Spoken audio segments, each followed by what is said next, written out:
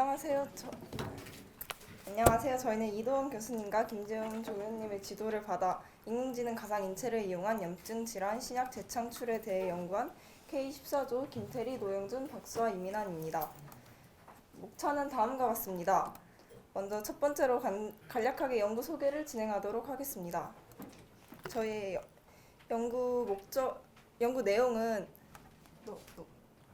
연구 내용은 질병 선전 및 자료 조사, 질병의 효과적인 천연물 조사, 그리고 코다에서 효과적인 천연물을 선정한 뒤에 질병에 사용되는 약물 및 유전자를 파악하고 스코어링 펑션을 통해 최종 약물을 선정 후 코다를 통해 메커니즘을 분석하는 방식으로 진행을 하였습니다.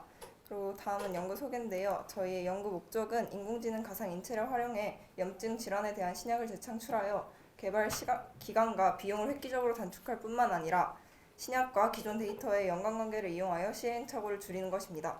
또한 많이 치료제로서 사용되고 있는 비스테로이드성 항염증제라 불리는 NSAIDs와 세레브렉스는 위장관 장애와 같은 부작용이 있으며 모두 근원적인 치료가 불가능합니다. 그리고 이는 환자의 복용 수능도를 낮추고 삶의 질을 떨어뜨리는 결과까지 갈 수 있습니다. 그리하여 부작용의 가능성이 가장 적은 천연물을 이용한 신약 재창출이 필요하다고 생각하여 이러한 연구를 진행하였습니다. 질병 선정 과정입니다. 류마티스 관절염은 현재 높은 치료 비용으로 사회활동의 제한을 초래할 뿐만 아니라 전체 사회 경제적 부담을 야기합니다. 또한 이 질병의 치료제 중에서 디히드로플레이트 환원 효소에 디히드로 엽산이 결합하는 것을 방해하여 세포 내 대사 작용을 억제하는 MTX와 또 레플로노마이드가 간 건강이 안 좋은 사람들에게 사용이 힘들다는 자료를 찾게 되었고, 그래서 이에 대한 한계점을 극복하기 위해서 류마티스 관절염이라는 질병을 선정하게 되었습니다. 그래서 이 류마티스 관절염이란 무엇인가에 대한 답변을 드리자면은, 이는 대칭성 다발성 관절염이 특징인 만성 정신성 염증 질환으로 증상으로는 관절이 뻣뻣해지고 통증이 있으며 식욕이 상실되고, 그리고 이런 질병들이 더 발전하게 된다면 면역질환, 활막의 염증, 연골의 손상 등까지 이어질 수 있지만 원인이 불분명하고 완치가 불가능하기에 통증의 경감, 염증 감소, 관절 보호 및 기능 유지, 전신 증상 조절이 치료 목표입니다.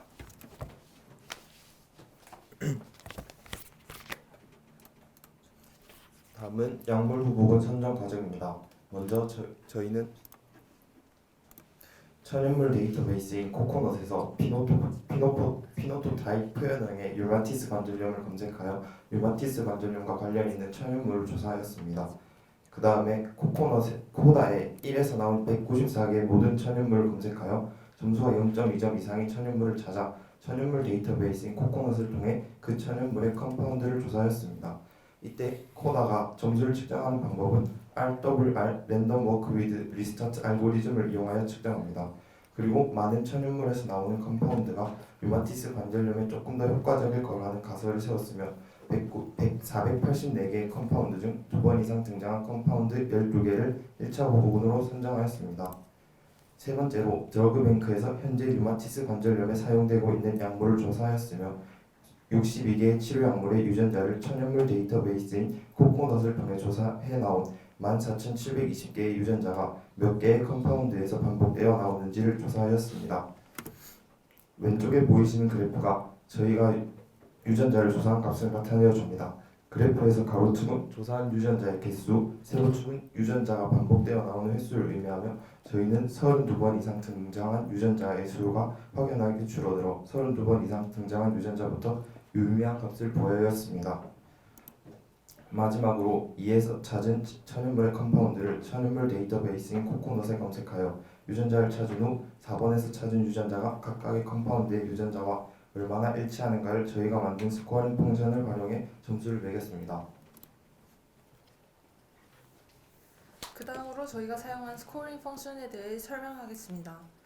저희가 사용한 스코어링 펑션의 식은 이와 같은데요. 여기서 dx는 x번째 유효진의 점수이며 n은 총 유효진의 개수, 그리고 tx는 특정 컴파운드가 x번째 진과 연관되어 있는지 여부를 1 또는 0으로 나타낸 것입니다. 요약하자면 저희의 스코어링 펑션은 특정 컴파운드와 연관되어 있는 진들의 점수를 모두 합산한 뒤 최대 점수로 나누어 스코어의 최대값이 1이 될 수 있도록 만든 것입니다.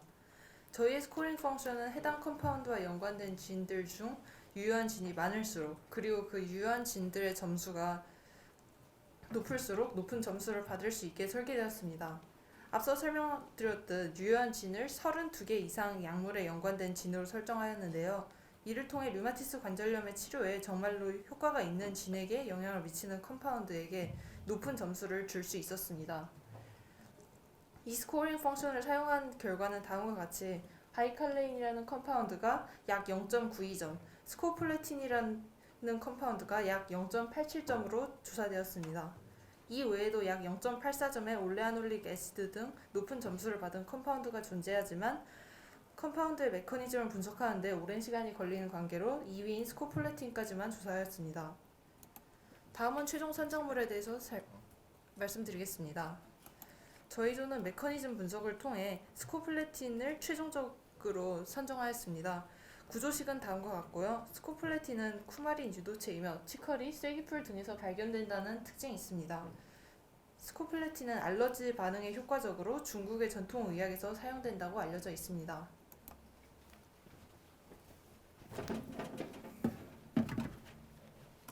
마지막으로 그 연구 결과에 대해서 설명하겠습니다. 이 스코폴레틴이 관여하는 유전자인 OXA1L 유전자는 미토콘드리아의 내막 단백질을 암호화하는 유전자입니다. 해당 유전자는 통합 막단백질을 미토콘드리아 내막에 삽입하는 데 필요하고 또한 사이토크롬 산화효소의 조립과 활성에 필수적인 유전자입니다. 앞서 말했듯이 류마티스 관절염은 염증과 관련된 질환이기 때문에 저희는 염증과 미토콘드리아의 상관관계에 대해서 조사했고 저희가 조사한 내용은 다음과 같습니다.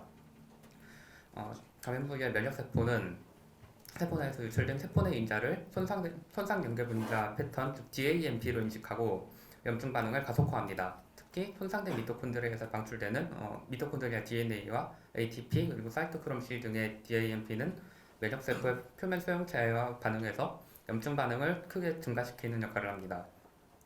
한편 줄기세포는 이 DAMP를 인식해서 염증 부위에 도달하고 자신의 미토콘드리아를 분비하거나 세포에 직접 전달해 손상된 미토콘드리아를 대체합니다. 따라서 면역세포의 대사를 안정시키고 염증 반응을 억제하는 효과를 가지고 있습니다.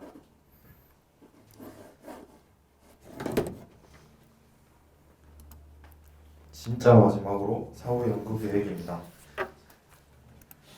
위와 같은 사이트에 접속 후 컨디션 디지즈의 관심 질병의 영문 이름이 류마티스 관절염을 검색하고 아들텀스의 앞서 구한 성분인 스코폴레틴을 입력 후 검색합니다.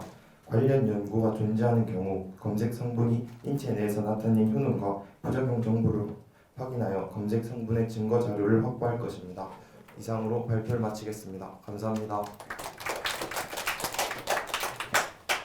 차원과학고등학교 이민환입니다. 저에게 있어 과학이란 가래떡 같은 존재입니다.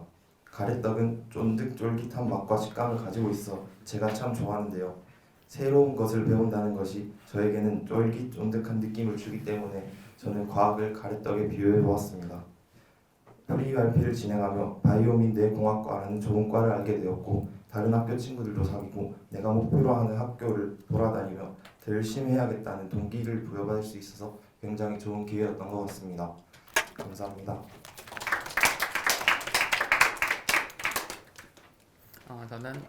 저는 세종과학고등학교에 다니고 있는 노형준입니다. 저에게 있어서 연구란 호기심이라고 생각합니다. 연구하는 것은 누군가의 호기심에 의해서 시작되고 또한 그렇게 이루어진 연구가 다른 누군가의 호기심을 자극하기도 하기 때문에 저는 연구라는 것은 호기심이라고 생각합니다. 이번 프리RP를 진행하면서 저와 흥미 분야가 비슷한 친구들도 많이 만나고 또 이런 연구 활동을 실제로 체험해 볼 수 있어서 좋은 기회였다고 생각합니다. 대전 동신과학고등학교 박수아입니다.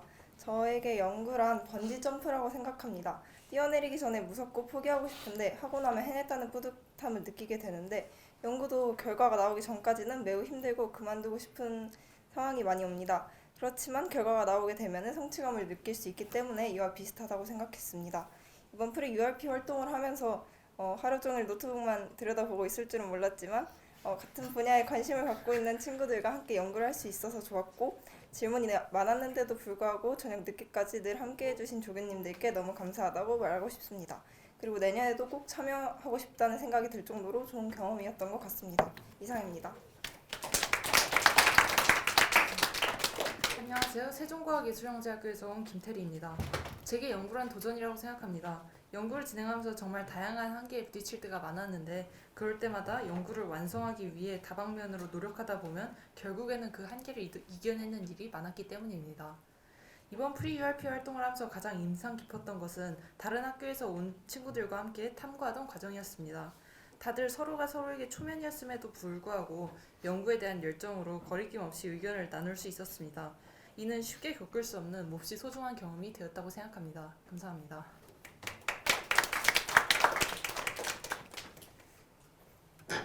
네, 안녕하세요. 이도원 교수님 연구실 박사과정 김재웅입니다.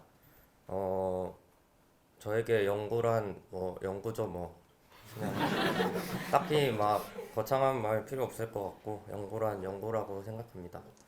그리고 고생한 친구들 수고 많았고 그리고 한 10년 전쯤일까요? 여러분들 나이 때 제가 처음으로 연구라는 거를 접하게 돼서 그래서 정말 좋았는데요.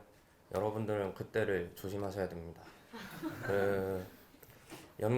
나는 연구 체질이다 라고 딱 생각이 들 때가 있어요. 그러면 다시 한번 생각을 해보셔야 됩니다.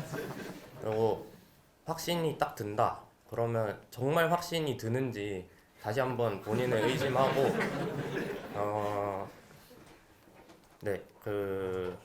다시 한번 의심하시기 바랍니다. 연구라는 게 정말 쉽지가 않아요. 제가 10년 전쯤에 카이스트를 왔는데 아직도 계속 여기에 있단 말이죠.